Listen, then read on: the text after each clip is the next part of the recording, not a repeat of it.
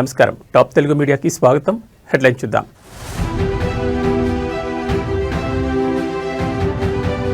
సంజీవని ప్రాజెక్టులో పౌరుల digital health రికార్డులు. వైద్య ఆరోగ్య శాఖపై సచివాలయంలో సీఎం చంద్రబాబు సమీక్ష.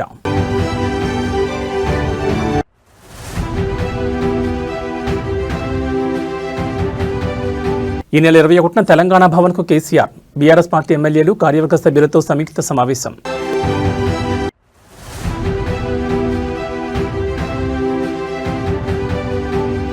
తెలంగాణలో బీజేపీలో కలకలం రేపిన లీకుల వ్యవహారం. ఎంపీలకు ప్రధాని మోడీ క్లాస్ తీసుకున్నారంటూ ప్రచారం.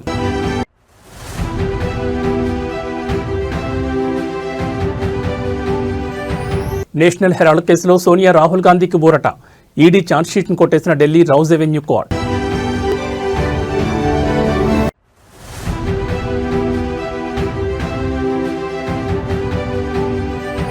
మెక్సికోలో ఘోర విమాన ప్రమాదం, 7 దుర్మరణం.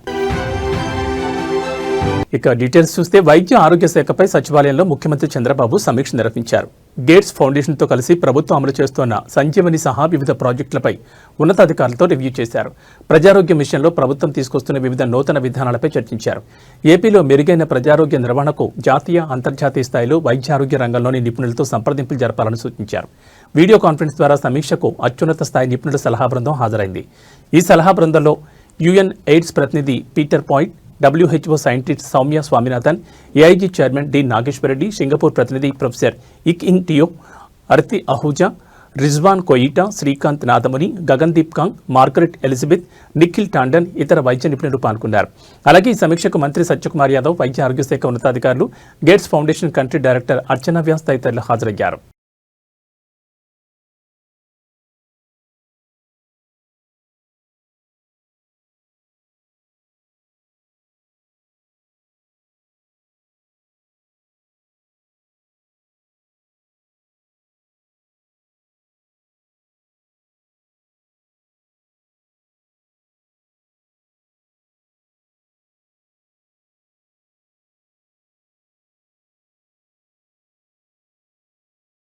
ప్రధాని మోడీతో జరిగిన తెలంగాణ బీజేపీ ఎంపీల భేటీలో వివరాలు లీక్ కావడంపై కేంద్ర మంత్రి కిషన్ రెడ్డి సీరియస్ అయ్యారు. తెలంగాణ ఎంపీలకు ప్రధాని క్లాస్ తీసుకున్నారని తప్పుడు ప్రచారం చేశారని అసహనం వ్యక్తం చేశారు.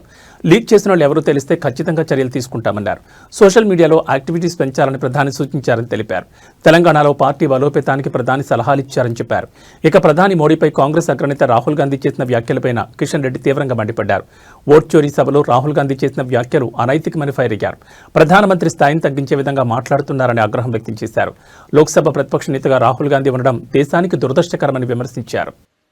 రాహుల్ గాంధీ ఏదైతే వ్యాఖ్యలు చేశారో అది నరేంద్ర మోడీ గారిని మాత్రమే విమర్శించడం కాదది దేశంలో ఉన్నటువంటి 140 కోట్ల మందిని విమర్శించినట్టు వారి యొక్క వ్యాఖ్యలు ఒక ప్రధానమంత్రి లాంటి వ్యక్తికి మరి ఈ రకంగా స్థాయి తగ్గించేటువంటి ప్రయత్నం, అనైతికంగా మాట్లాడేటువంటి ప్రయత్నం రాహుల్ గాంధీ చేస్తా ఉన్నారు. ఇది చాలా దురదృష్టకరము.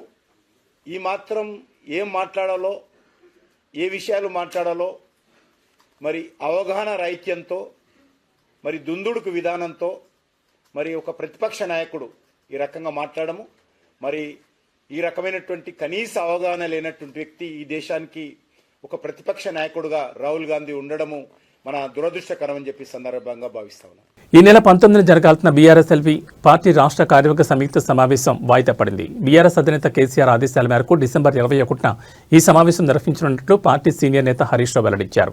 ఈ నెల 19వ తేదీతో పార్లమెంట్ సమావేశాలు ముగియనున్న నేపథ్యంలో బీఆర్ఎస్ పార్లమెంట్ సభ్యులు కూడా ఈ సమావేశంలో పాల్గొనడం కోసం వాయిదా వేయడం జరిగింది.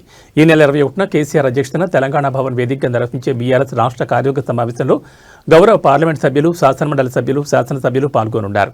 కృష్ణా గోదావరి జలాల విషయంలో రాష్ట్రానికి జరుగుతున్న అన్యాయంపై 10 ఏళ్ల బీఆర్ఎస్ ప్రభుత్వం చేపట్టిన నీటిపారుదల ప్రాజెక్టులను నేటి కాంగ్రెస్ ప్రభుత్వం ముందుకు తీసుకుపోవడంలో చూపిస్తున్న నిర్లక్ష్య వైఖరిపై ఈ సమావేశంలో చర్చ జరగనుంది. గోదావరి, కృష్ణా జలాలను కొల్లగొడుతున్న ఆంధ్రప్రదేశ్ రాష్ట్ర దోపిడీని అడ్డుకోవడంలో రాష్ట్ర కాంగ్రెస్ ప్రభుత్వం ఘోరంగా విఫలమైంది. ఈ క్రమంలో తెలంగాణ ప్రజల రైతాంగ సాగునీటి హక్కులను కాపాడుకోవడానికి మరో ప్రజా ఉద్యమం తప్పదని బీఆర్ఎస్ భావిస్తోంది. ఏపీ జలదోపిడీపై తెలంగాణ ప్రజా ఉద్యమాలు ఎలా చేపట్టాలనే అంశంపై పార్టీ విస్తృత స్థాయి సమావేశంలో పార్టీ నాయకులతో కలిసి అధినేత కేసీఆర్ లోతుగా చర్చించనున్నారు. విలేకరు మిత్రులు దయచేసి there is no confusion, I am straight. Kaleshwaram, అసలు కాళేశ్వరం గురించి, ఆ ప్రాజెక్టు గురించి వీళ్ళకు తోక తెలియదు, నా తొండం తెలియదు. ఇప్పుడు ఉన్నోనికి ఏమీ తెలియదు, ఇంటికి కూడా తెలియదు. కోపం వస్తుంది, బాధ కలుగుతాయి. ఏమైందండి దానిలో? మేడిగడ్డ బరాజులో దానికి 3 బరాజులు ఉన్నాయి, మేము కొత్తగా కట్టినాయి. సైడ్లో కూడా ఉన్నాయి, సైడ్లో వచ్చి కలిసేటువంటి రివర్లెట్స్ ఏవైతే ఉంటాయో వాటిని కూడా చాలా ఇసుకలనే కడతాం, వాటికి పిల్లర్స్ ఉంటాయి. మొత్తం ఆ రివర్లెట్స్ కోసం కట్టినటువంటి ఉపనదుల మీద కట్టినవి కానీ, మెయిన్ గోదావరి మీద కట్టినవి కానీ, అన్ని బ్యారేజీల మీద కలిపి 300 చిల్లర ఉంటాయి ఇది పిల్లర్స్. బ్రహ్మాండంగా 3 బ్యారేజీలలో కలిపి దాదాపు 200 చిల్లర గేట్లు ఉంటాయి. అంత పెద్ద పని అది. దాని తర్వాత ఒక్కొక్క పంప్ హౌస్ మొన్న వీళ్ళు ఒత్తిరు కదా, నంది మేడారంల వరద కాలువలో నీళ్ళు పోయడానికి. కాళేశ్వరం అయిపోయింది, మరి ఆ పంప్ ఎందుకు వచ్చినావు? మరి నేను అడుగుతా ఉన్నా, ఎట్లా వచ్చినాయి నీళ్ళు? మరి ఎందుకో వచ్చే కాళేశ్వరం లేనిదే వచ్చినాయా? మేమేం చేసినాం? మీలాగా లత్కోర పని చేయలే. మేము కడుతుంటే కాళేశ్వరం ప్రాజెక్టు కడతా ఉంటే 2 బ్యారేజీలు తెలంగాణ కాంగ్రెస్ నాయకుల యొక్క అసమర్థత వల్ల సమైక్య పాలకులు పెండింగ్లో పెట్టిన దశాబ్దాల తరబడి. ఇవి ఇక్కడ మిడ్మానర్ ప్రాజెక్టు అసంపూర్తిగా పెట్టిండ్రు, అక్కడ ఎల్లంపల్లి బారాజ్ అసంపూర్తిగా పెట్టిండ్రు. వాటిని మేము అగమేఘాల మీద కంప్లీట్ చేస్తూ ఉన్నాం. ఒక సీజన్లో మేము పనిచేస్తూ ఉంటే, కట్ట నింపుతూ ఉంటే, మాచారెడ్డి మండలంలో 25 సెంటీమీటర్ల వర్షం కురిసి పెద్ద వరద మానేరు వాగులు వచ్చేసి ఆ మిడ్మైనర్ కట్ట కొట్టుకొని పీకినారు. అది కట్టినోడు ఎవడండి? ఇలా అడ్డం పొడుగు మాట్లాడే కోమటిరెడ్డి వెంకటరెడ్డి మంత్రి, ఇలా మంత్రి. వాళ్ళ కంపెనీ, వాళ్ళ అమ్మ పేరు మీద ఉండే కంపెనీ వాళ్ళు కట్టిండ్రు. మేము మీ లెక్క చిల్లరగాల లెక్క వ్యవసాయం. మేము ఏమనుకున్నాం ఆ రోజు? మేఘాల మీద కాళేశ్వరం కంప్లీట్ కావాలి, రైతులకు నీళ్లు రావాలి, ఎంత తొందరగా వస్తే అంత మంచిది, మంచినీటి బాధ పోవాలి, సాగునీటి బాధ పోవాలి రాష్ట్రంలో అని ఆరాటపడ్డాం తప్ప మేము ఆనాడు కోమటిరెడ్డి కంపెనీ మీద కేసు పెట్టలే. మేము పెట్టకపోదుమా, అని జైలు లేకపోదుమా? మీ లెక్క చిల్లర కథ వాడానంటే. విద్యా ఐటీ శాఖ మంత్రి నారా లోకేష్ విశాఖ తెలుగుదేశం పార్టీ కార్యాలయంలో ప్రజాదర్బార్ నిర్వహించారు. వివిధ సమస్యలతో బాధపడుతున్న వారి నుంచి అర్జీలు స్వీకరించారు. విశాఖపట్నం కంచరపాలెంలోని ఓల్డ్ ఐటీఐలో ట్రైనింగ్ ఆఫీసర్గా పనిచేసి పదవి విరమణ పొందిన తనకు రిటైర్మెంట్ బెనిఫిట్స్ త్వరితగతిన అందజేసేలా చర్యలు తీసుకోవాలని లంకిరెడ్డి సతీశ్వరరెడ్డి మంత్రిని కోరారు. కోనసీమ జిల్లా ఐపోలవరం మండలం కుత్తెంతీవిలో తన 20 సెంట్ల భూమిని ఆక్రమించడంతో తీవ్ర ఇబ్బందులు ఎదుర్కొంటున్నారని, విచారించి తగిన న్యాయం చేయాలని గాలిదుర్గమ్మ విజ్ఞప్తి చేశారు.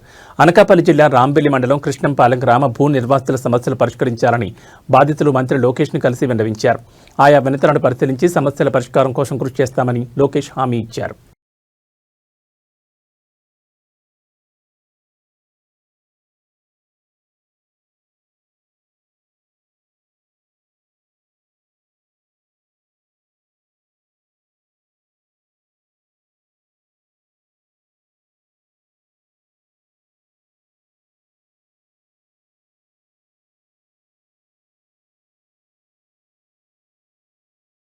ఎల్లారెడ్డి నియోజకవర్గంలోని సోమార్పేట గ్రామంలో జరిగిన దాడిలో తీవ్రంగా గాయపడి సికింద్రాబాద్ యశోద ఆసుపత్రిలో చికిత్స పొందుతున్న బీఆర్ఎస్ నాయకులు బిట్ల బాలరాజు, ఆయన భార్య గంజి భారతిలను బీఆర్ఎస్ వర్కింగ్ ప్రెసిడెంట్ కేటీఆర్ మంగళవారం పరామర్శించారు. ఎల్లారెడ్డి నియోజకవర్గ మాజీ ఎమ్మెల్యే జాచాల సురేందర్తో కలిసి ఆసుపత్రికి వెళ్లిన కేటీఆర్ బాధితుల ఆరోగ్య పరిస్థితిని డాక్టర్లను అడిగి తెలుసుకున్నారు. అనంతరం ఆయన మీడియాతో మాట్లాడుతూ కాంగ్రెస్ గూండాల దాడిలో గాయపడ్డ గంజి భారతి పరిస్థితి అత్యంత విషమంగా ఉందని కేటీఆర్ ఆవేదన వ్యక్తం చేశారు. ఆమె పెల్విస్ ఎముకలు విరిగిపోయాయని, యూరినరీ బ్లోడర్ దెబ్బతిందని డాక్టర్లు తెలిపారు. ఆమెకు 3 శస్త్రచికిత్సలు చేయాల్సిందని, కనీసం 3 వారాల పాటు ఆసుపత్రిలోనే ఉండాల్సిన పరిస్థితి నెలకొందని ఆయన పేర్కొన్నారు.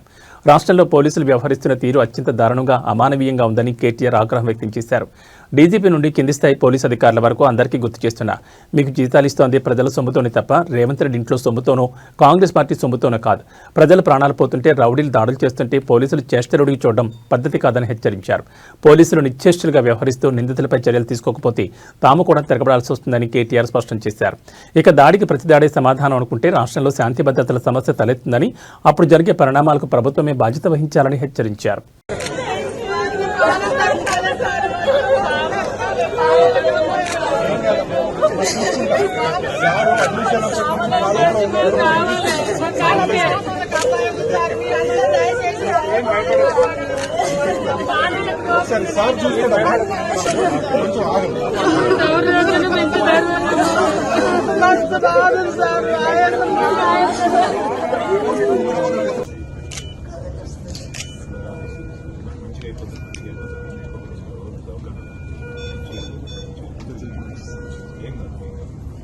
డాక్టర్ గారు చెప్పిండు, ఏం కాదు, మంచిగా అయిపోతావు, భయపడదు.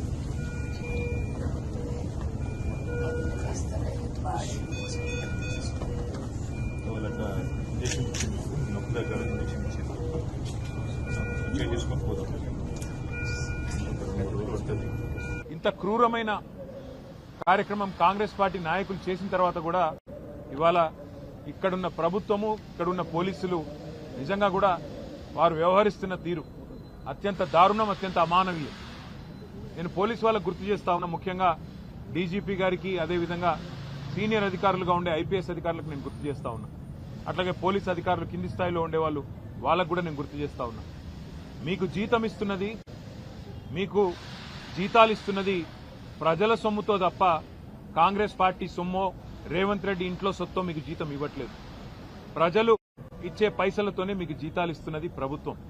కానీ ఈరోజు అదే ప్రజల ప్రాణాలు పోతుంటే, అదే ప్రజల ప్రాణాలు తీసే ప్రయత్నం కొంతమంది గూండాలు, రౌడీ. దాంతో పాటు నేను ఇంకొక మాట కూడా ఈ రాష్ట్ర ప్రభుత్వానికి, ముఖ్యంగా రాష్ట్రంలో ఉండే పోలీస్ యంత్రాంగానికి చెప్తా ఉన్నా, మళ్లీ చెప్తా ఉన్నా. మేము 2 ఏళ్లైంది ఈ ప్రభుత్వం వచ్చి. మొన్న నల్లగొండ జిల్లాలో ఏ రకంగా దుర్మార్గంగా ఈ ప్రభుత్వం, ఈ పార్టీ, కాంగ్రెస్ పార్టీ వ్యవహారం చేసిందో, మా మల్లయ్య యాదవ్ గారిని అక్కడ మర్డర్ చేసి మొదటి విడత పోలింగ్ కంటే ముందే మర్డర్ చేయడం జరిగింది. నల్లగొండ నియోజకవర్గంలో ఒక సోదరుడు, ఒక బీసీ సోదరుడు, ఆయన కూడా నామినేషన్ వేస్తే నామినేషన్ వేయొద్దని బెదిరించి, కొట్టి, ఆఖరికి కిడ్నాప్ చేసి ఆయనకు మూత్రం దాగిచ్చారు.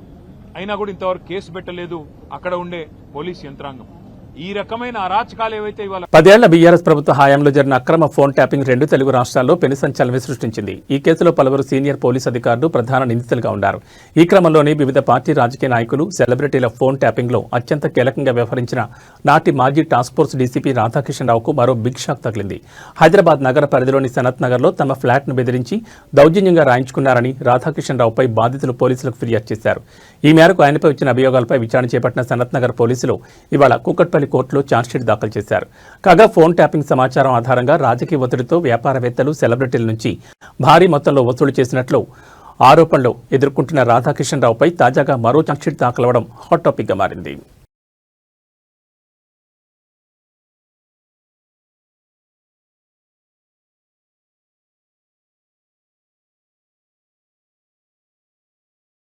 టీటీడీ పరకామణి చోరీ కేసు విచారణ సందర్భంగా ఏపీ హైకోర్టు కీలక వ్యాఖ్యలు చేసింది. టీటీడీలో ఆధునిక టెక్నాలజీ, ముఖ్యంగా కృత్రిమ మేధని వినియోగంలోకి తీసుకురావాల్సిన అవసరం ఉందని స్పష్టం చేసింది. పరకామణిలో జరిగిన ఘటన సాధారణ దొంగతనం కంటే తీవ్రమైన నేరమని పేర్కొన్న న్యాయస్థానం ఇలాంటి తప్పిదాలు పునరావృతం కాకుండా కఠిన చర్యలు తీసుకోవాలని సూచించింది. టీటీడీలో అవుట్సోర్సింగ్ నియామకాలు సమంజసం కావని హైకోర్టు అభిప్రాయపడింది. అవుట్సోర్సింగ్ ఉద్యోగులకు తగిన బాధ్యతాభావం ఉండదని, అదే కారణంగా పరకామణిలో ఈ ఘటన చోటు చేసుకుందని వ్యాఖ్యానించింది. శాశ్వత సిబ్బంది స్థానంలో అవుట్సోర్సింగ్ పై ఆధారపడడం వల్ల భద్రతా లోపాలు తలెత్తున్నాయని కోర్టు ఆందోళన వ్యక్తం చేసింది. విరాళాల లెక్కింపులో పారదర్శకత పెంచేందుకు ప్రత్యేకంగా టేబుల్ ఏర్పాటు చేయాలని హైకోర్టు సూచించింది. అంతేకాకుండా విరాళాల కౌంటింగ్ ప్రక్రియలో భక్తులను కూడా ఎందుకు భాగస్వాములుగా తీసుకోకూడదని ప్రశ్నించింది. అయితే ఆగమన శాస్త్రం ప్రకారం భక్తుల మనోభావాలు దెబ్బతినకుండా జాగ్రత్తలు తీసుకోవాల్సిన అవసరం ఉందని పేర్కొంది. ఏదైనా తప్పిదం జరిగితే వెంటనే అప్రమత్తమయ్యేలా విజిలెన్స్ అధికారులు అలర్ట్ టెక్నాలజీని అమలు చేయాలని ఆదేశించింది. కౌంటింగ్ ప్రక్రియలో హ్యూమన్ ఇంటర్ఫెరెన్స్ ను సాధ్యమైనంత వరకు తగ్గించి పూర్తి స్థాయిలో టెక్నాలజీని వినియోగించాలని స్పష్టం చేసింది. ఈ మేరకు టీటీడీ యంత్రాంగం తగిన చర్యలు తీసుకోవాలని సూచించింది. చివరిగా ఈ కేసు తదుపరి విచారణను శుక్రవారానికి వాయిదా వేస్తూ ఏపీ హైకోర్టు ఆదేశాలు జారీ చేసింది.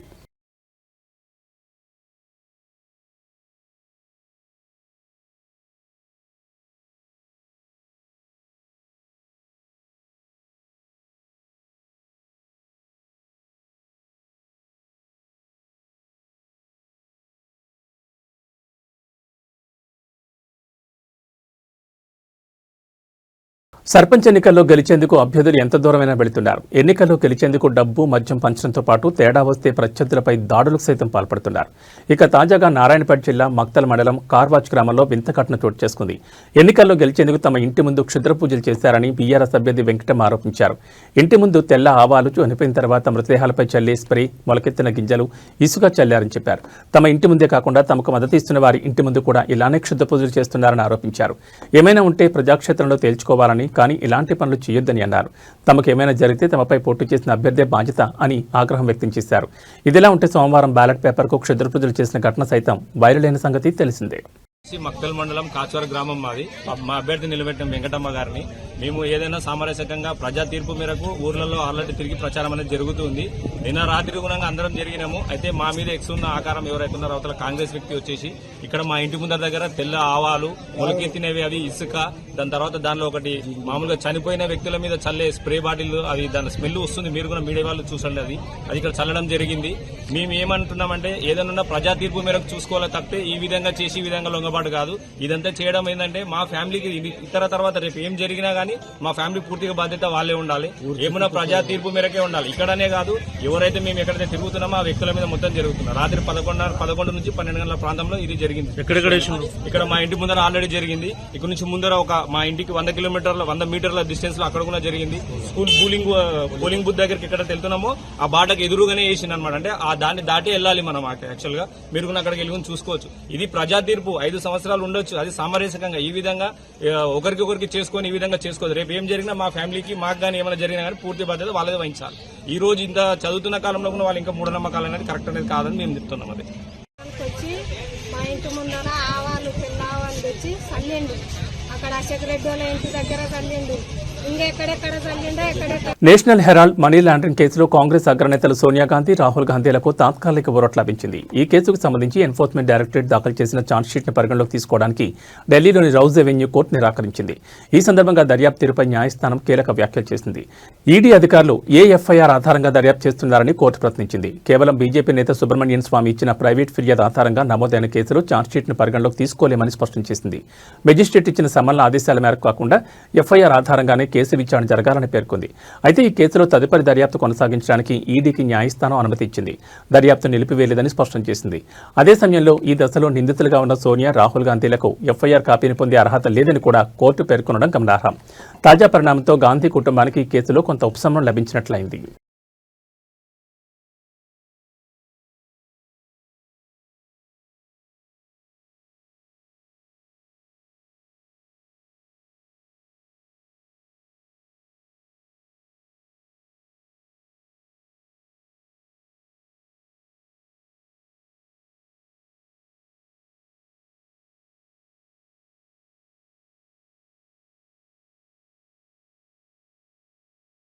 ఉత్తరప్రదేశ్లో ఇవాళ తెల్లవారుజామున జరిగిన ఘోర రోడ్డు ప్రమాదంలో మృతుల సంఖ్య 13కు చేరింది. ఢిల్లీ ఆగ్రా ఎక్స్ప్రెస్ రహదారిపై పొగమంచు కారణంగా 7 బస్సులు 3 కార్లు ఒకదాన్నొకటి ఢీకొన్నాయి.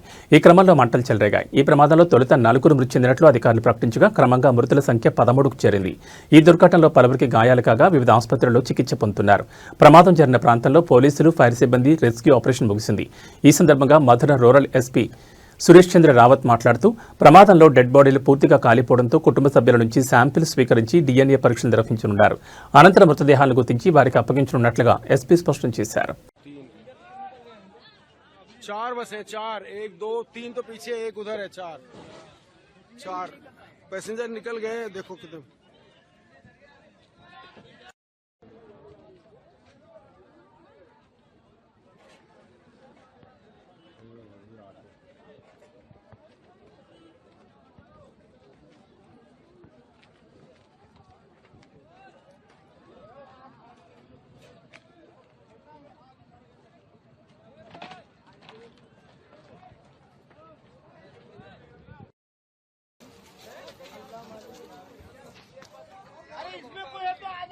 अरे कोई है नहीं क्या इसमें?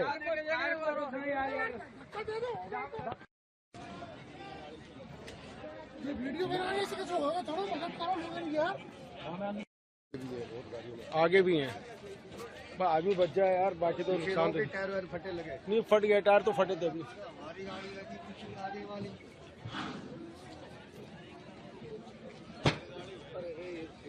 जिंदे आदमी चल रहे हैं भाई, जिंदे. हाँ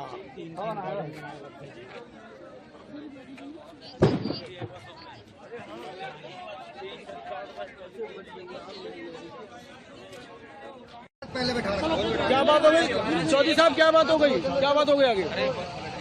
कितनी बसें होंगी लगभग? మెక్సికోలో ఘోర విమాన ప్రమాదం చోటు చేసుకుంది. అత్యవసర ల్యాండింగ్ చేసేందుకు ప్రయత్నిస్తూ ఓ ప్రైవేట్ విమానం కుప్పకూలిన ఘటనలో 7 దుర్మరణం పాలయ్యారు. ఈ విషయాన్ని Mexico state civil protection coordinator Adrian Hernandez అధికారికంగా ధృవీకరించారు. మెక్సికో సిటీకి పశ్చిమాన సుమారు 50 కిలోమీటర్ల దూరంలో ఉన్న టోలుకా ఎయిర్పోర్టుకు సమీపంలోని శాన్ మాటియో అటెంకో అనే పారిశ్రామిక ప్రాంతంలో ఈ దుర్ఘటన జరిగింది. పసిఫిక్ తీరంలోని అకాపుల్కో నుంచి బయలుదేరిన ఈ విమానంలో 2 సిబ్బంది 8 మంది ప్రయాణికులు ఉన్నారు. ప్రమాదం జరిగిన చాలా గంటల తర్వాత కూడా 7 మృతదేహాలను మాత్రమే గుర్తించినట్లు అధికారులు తెలిపారు. సమీపంలోని సాకర్ మైదానంలో విమానాన్ని అత్యవసరంగా ల్యాండ్ చేసేందుకు పైలట్ ప్రయత్నించినట్టు తెలుస్తోంది. అయితే అదుపు తప్పిన విమానం ఓ వాణిజ్య భవనం పైకప్పును బలంగా ఢీకొట్టింది. దీంతో ఒక్కసారిగా భారీగా మంటలు చెలరేగాయి. ముందు జాగ్రత్త చర్యగా ప్రమాద స్థలం నుంచి సుమారు 130 మందిని ఖాళీ చేయించినట్లు శాన్ మార్టియో అటెంకో మేయర్ అనా మునిస్ వెల్లడించారు. ప్రమాదానికి గల కారణాలపై అధికారులు దర్యాప్తును ప్రారంభించారు.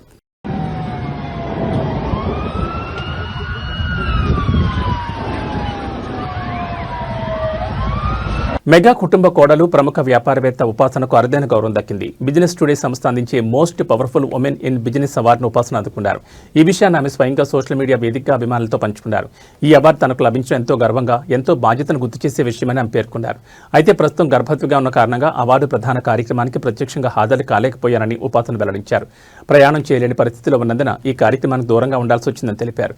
అయితే ఈ గుర్తింపు తమ సంస్థకు, తమ టీంకు మరింత ప్రేరణ ఇస్తుందని ఆమె పేర్కొన్నారు. మానసికంగా, శారీరకంగా సానుకూల మార్పును తీసుకురావడమే తమ లక్ష్యమని, ఈ అవార్డు రోజు మరింత మెరుగ్గా పనిచేయడానికి ప్రోత్సహిస్తుందని ఉపాసన తన పోస్టులో తెలిపారు. వ్యాపారవేత్తగా రాణిస్తూనే అపోలో హాస్పిటల్స్ గ్రూప్ బాధ్యతలను సమర్థంగా నిర్వర్తిస్తున్న ఉపాసన కుటుంబ బాధ్యతలను కూడా సమతుల్యంగా చూసుకుంటున్నారు.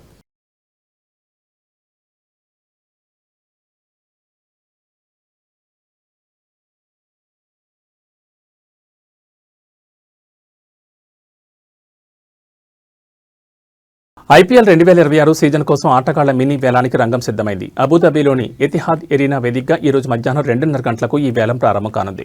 మొత్తం 10 ఫ్రాంచైజీలు తమ జట్లలోని ఖాళీలను భర్తీ చేసుకునేందుకు పోటీ పడనున్నాయి. ఈసారి వేలం బరిలో మొత్తం 369 మంది ఆటగాళ్లు ఉన్నారు. Cameron Green, Venkatesh Iyer, Liam Livingstone వంటి స్టార్ ప్లేయర్లపై ఫ్రాంచైజీలు భారీ మొత్తాలు వెచ్చించే అవకాశం ఉందని విశ్లేషకులు అంచనా వేస్తున్నారు. ఇక 3 సార్లు ఛాంపియన్గా నిలిచిన కోల్కతా నైట్ రైడర్స్ అత్యధికంగా 64.3 కోట్ల పౌస్తో వేలంలోకి అడుగుపెడుతోంది. ఆ తర్వాత చెన్నై సూపర్ కింగ్స్ వద్ద 43.40 కోట్లున్నాయి. 10 ఫ్రాంచైజీలు కలిపి మొత్తం 77 స్లాట్లను భర్తీ చేయాల్సి ఉండగా వాటి వద్ద 237.55 కోట్లు అందుబాటులో ఉన్నాయి.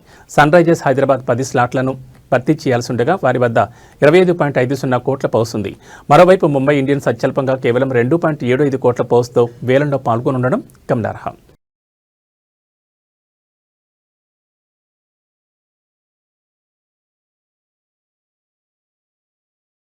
ఇవి ఈ బులెటిన్ విశేషాలు. మరో బులెటిన్లో మళ్ళీ కలుసుకుందాం. నమస్కారం.